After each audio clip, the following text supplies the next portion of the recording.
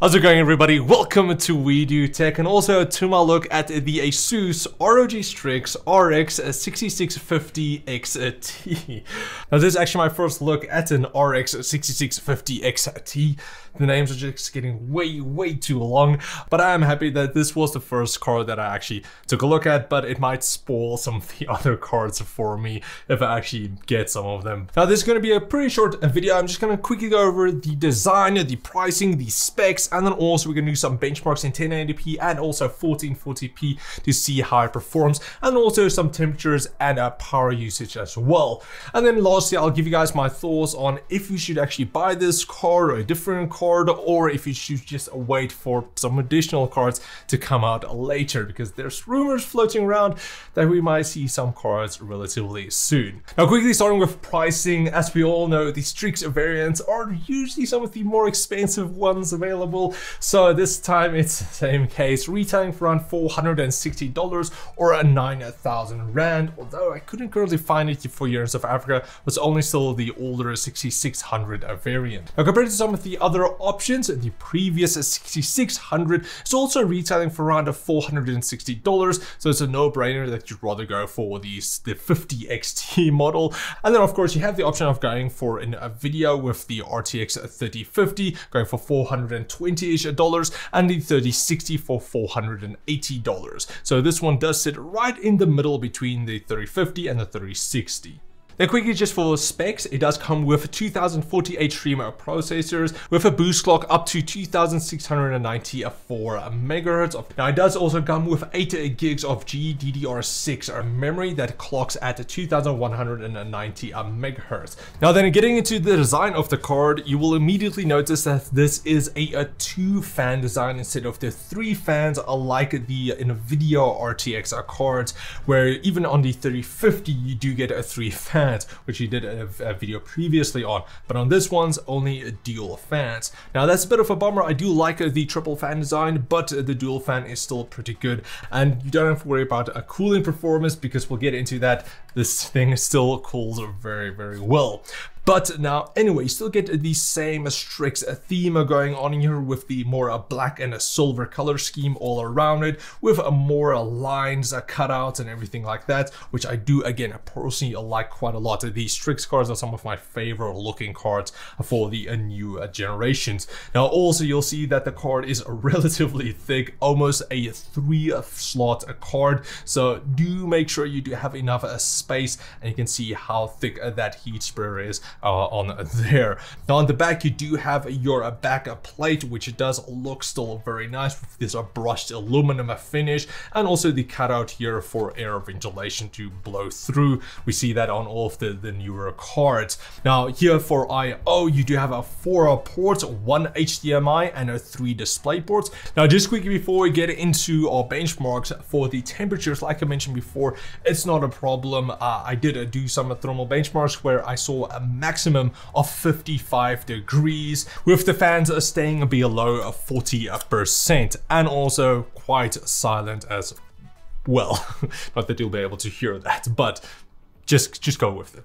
Now, power-wise, it does come with a single 8-pin power connector, which from my testing drew a maximum of 165 watts. So you'll likely want to have around a 500 watt power supply just to be safe. And then now let's get into the benchmarks, because I was actually pleasantly surprised at how good this card actually performed. Now then, pairing up the 6650 XT with my 11900K i9, 32 gigs running at 4000 MHz, and everything set on max settings. On 1080p we can see that everything reached over 60 frames a second. Of course we would hope so, but it ranges from that 71 for Cyberpunk all the way up to 292 for Rainbow Six Siege.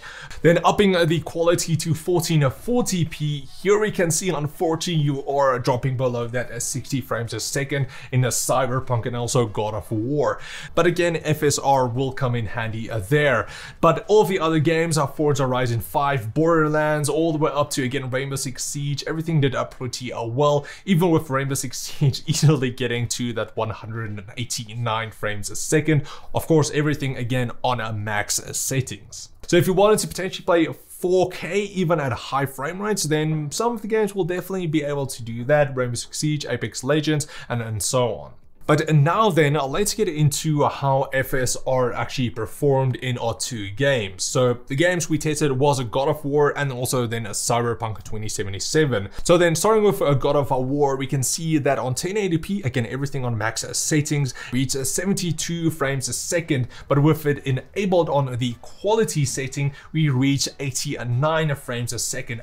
Quite a decent increase with just a single option. Now you are able to put it on a balance, but I did find that the quality then looks really blurry. It doesn't look at the best, but you can get more performance out then. Then for Cyberpunk without FSR, we reach a maximum of 71 frames a second, and with the ultra quality FSR preset, we reach 100 frames a second there.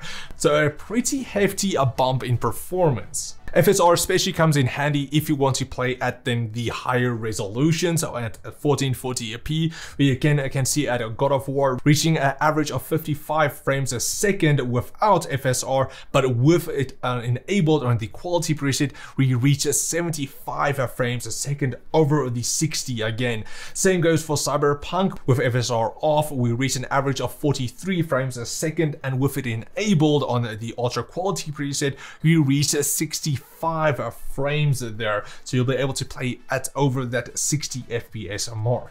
Now, I did also just throw in a Firestrike and TimeSpy benchmark as well, where I compared the system that I benchmarked the 6650 with compared to some other PC builds that I did previously as well. It's not a apples to apples comparison here. A lot of the CPUs, and it's a newer CPU and so on, it does differ quite a bit, but just to show you guys how this system actually performed as compared to some of the other systems, one with a 3060, other ones with a 3080 and so on. It did actually do pretty well, with the graphics score being better than the 3060, again with them being at around the same price point. But even though I don't have a 3060 to directly compare against the 6650 XT right now, we have seen previous benchmarks with the launch that the 6650 XT is around 5 to 10% faster than the 3060 without the DLSS or FSR. So it does actually perform a bit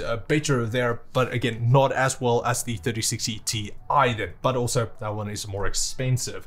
And so if you are in the price range of around $420 to $460, then I'm actually happy to say that the RX 6650 XT is a pretty good option to go for, especially the Strix option with its beefy cooler and also a factory overclock out of the box already. And again, you can overclock manually if you want to, but it's pretty highly clocked right there. Again, it is a bit more expensive, but you are getting the peak performance for this range, so you do have the options. But now that's pretty much it for my look at the ASUS ROG STRIX RX 6650 XT.